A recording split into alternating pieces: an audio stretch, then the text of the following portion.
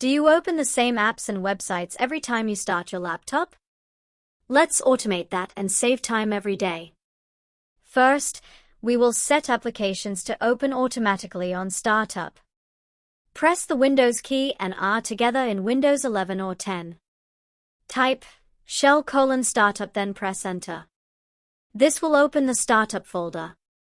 Now, simply drag and drop the shortcuts of the applications you use daily in this startup folder. For example, Microsoft Edge, Outlook, or Teams. Next time you start your laptop, these applications will open automatically.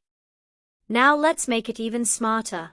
We will configure Microsoft Edge to open your websites automatically that you use every day.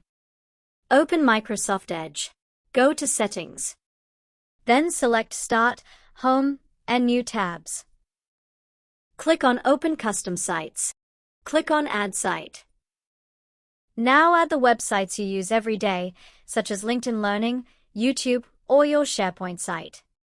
Once done, every time you open Edge, these websites will load automatically.